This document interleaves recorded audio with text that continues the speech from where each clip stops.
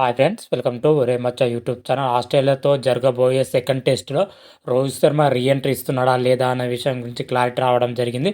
అదేవిధంగా శుభ్మన్ గిల్ ఆడుతున్నాడా లేదా అనే విషయం కూడా క్లారిటీ రావడం జరిగింది.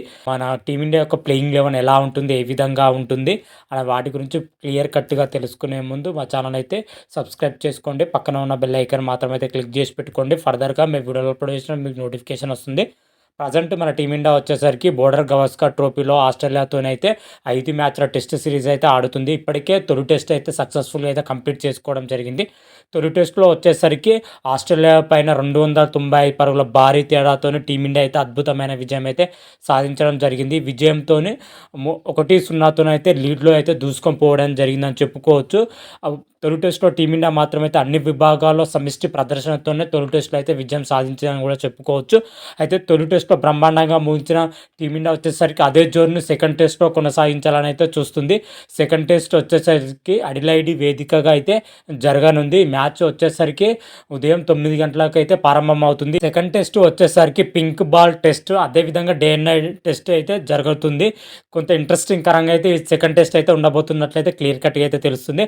అయితే సెకండ్ టెస్ట్లో వచ్చేసరికి రోహిత్ శర్మ ఆడుతున్నాడా లేదా అనేది అయితే క్లారిటీ రావడం జరిగింది. అయితే ఫస్ట్ టెస్ట్ 3వ రోజు ముగిసే ముందుకే మన టీమిండియా కెప్టెన్ రోహిత్ శర్మ అయితే ఆస్ట్రేలియాకి అయితే రావడం జరిగింది. పెర్త్ వేదిక అయితే ప్రాక్టీస్ సెషన్స్ అయితే మొదలు పెట్టడం జరిగింది. అయితే 2వ టెస్ట్ వరకు అయితే రోహిత్ శర్మ అందుబాటులో ఉంటాడు. సెకండ్ టెస్ట్లో వచ్చేసరికి రోహిత్ శర్మ మాత్రం అయితే కెప్టెన్సీ చేసే అవకాశం అయితే క్లియర్ కట్గా అయితే కనిపిస్తుందని కూడా చెప్పుకోవచ్చు. అదేవిధంగా సెకండ్ టెస్ట్కి వచ్చేసరికి శుభ్మన్ గిల్ ఆడుతున్నాడా లేదా అనేది అయితే క్లారిటీ రావడం జరిగింది. శుభ్మన్ గిల్ వచ్చేసరికి ప్రాక్టీస్ సెషన్స్ మ్యాచ్లో వీళ్ళకైతే గాయం అవడం జరిగింది.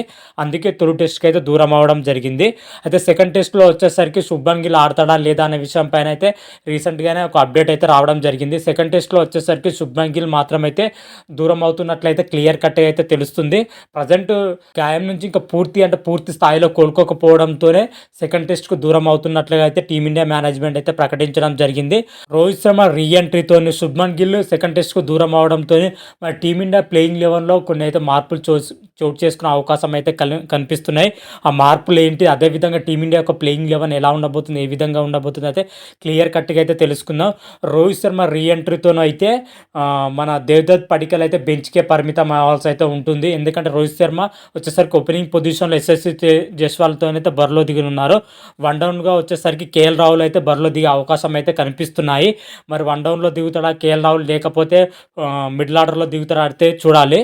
ఒక మార్పు అయితే క్లియర్ కట్గా అయితే కనిపిస్తుందని చెప్పుకోవచ్చు. చూడాలి, శుభ్మన్ గిల్ ఒకవేళ మ్యాచ్ టైంకి అయితే కోలుకుంటే మాత్రమైతే వీళ్ళిద్దరైతే బెంచ్కే పరిమితమైన అవకాశం కనిపిస్తుంది. దేవదత్ పడికల్, ధ్రువ్ జురేల్. ఒకవేళ మ్యాచ్ టైం వరకు శుభ్మన్ గిల్ మాత్రం అయితే కోలుకోకపోతే వీళ్ళిద్దరిలో వచ్చేసరికి ఎవరో ఒకరైతే చోటు లభించే అవకాశం అయితే కనిపిస్తుంది. ఎక్కువ అంటే ధ్రువ్ జురేల్కి అయితే ఛాయిస్ దొరికే అవకాశం అయితే కనిపిస్తుందని చెప్పుకోవచ్చు. అదేవిధంగా అడిలైడ్ పిచ్ వచ్చేసరికి స్పిన్ పిచ్ చాలా అంటే చాలా అనుకూలంగా ఉంటుంది. కాబట్టి వాషింగ్టన్ సుందర్ని పక్కన పెట్టి అతని ప్లేస్లో వచ్చేసరికి రవిచంద్రన్ అశ్విన్ తీసుకునే అవకాశాలు అయితే గట్టిగానే కనిపిస్తున్నాయి. ఈ 3 మార్పులు తప్ప మిగతా బ్యాటింగ్ పొజిషన్లో కానీ బౌలింగ్ పొజిషన్లో కానీ ఎటువంటి మార్పులు లేకుండానే టీమిండియా అయితే బరిలో దిగే అవకాశం అయితే కనిపిస్తున్నాయి. ఓవరాల్గా చూసుకుంటే సెకండ్ టెస్ట్లో టీమిండియా ప్లేయింగ్ లెవెన్ విషయానికి వచ్చినట్లయితే ఈ విధంగానే ఉండబోతుంది. ఓపెనింగ్ పొజిషన్లో ఎస్ఎస్సి జైస్వాల్తో పాటు రోహిత్ శర్మ అయితే ఓపెనింగ్ పొజిషన్లో అయితే బరిలో దిగనున్నారు. శుభ్మన్ గిల్ ఆర్ దేవదత్ పడికల్. ఆ తర్వాత స్థానాల్లో చూసుకుంటే విరాట్ కోహ్లీ. ఆ తర్వాత మిడిల్ ఆర్డర్లో చూసుకుంటే కేఎల్ రాహుల్ అయితే రానున్నాడు. ఆ తర్వాత చూసుకుంటే రిషబ్ పంత్, నితీష్ కుమార్ రెడ్డి అయితే రానున్నాడు. ఆ తర్వాత చూసుకుంటే వాషింగ్టన్ సుందర్ పక్కన పెట్టి అతని ప్లేస్లో రవిచంద్రన్ అశ్విన్ అయితే తీసుకొని ఉన్నారు స్పిన్ విభాగంలో వచ్చేసరికి. అదేవిధంగా పేస్ బౌలర్ కింద చూసుకుంటే మహమ్మద్ సిరాజ్, హర్షిత్ రాణా, జస్ప్రీత్ బుమ్రా యథావిధిగా అయితే కొనసాగించే అవకాశం అయితే క్లియర్ కట్గా అయితే కనిపిస్తుందని చెప్పుకోవచ్చు. ఓవరాల్గా చూసుకుంటే టీమిండియా మాత్రమైతే ఇదే మార్పులతోనైతే సెకండ్ టెస్ట్లో బరిలో దిగే జట్టు మాత్రమైతే ఈ విధంగానే ఉందని కూడా చెప్పుకోవచ్చు. ఎస్ఎస్సి జైస్వాల్, రోహిత్ శర్మ, దేవదత్ పడికల్ ఆర్ శుభ్మన్ గిల్, విరాట్ కోహ్లీ, కేఎల్ రాహుల్, రిషబ్ పంత్, నితీష్ కుమార్ రెడ్డి, రవిచంద్రన్ అశ్విన్, మహమ్మద్ సిరాజ్, హర్షిత్ రాణా, జస్ప్రీత్ బుమ్రాతో కూడిన ప్లేయింగ్ లెవెన్ అయితే సెకండ్ టెస్ట్లో బరిలో దిగే అవకాశం అయితే క్లియర్ కట్గా అయితే కనిపిస్తుంది. మరి ఒకసారి ప్లేయింగ్ లెవెన్లో చూసుకుంటే టీమిండియా అన్ని విభాగాల్లో స్ట్రాంగ్ ఉందని చెప్పుకోవచ్చు. మొదటి టెస్ట్లో ఎటువంటి పర్ఫార్మెన్స్ కనబరిచిందో టీమిండియా సెకండ్ టెస్ట్లో అదే రేంజ్లో అదే ఫామ్ను కనబరిస్తే మాత్రమైతే టీమిండియా సెకండ్ టెస్ట్లో కూడా గెలిచే అవకాశాలు అయితే ఎక్కువగా ఉన్నాయని చెప్పుకోవచ్చు.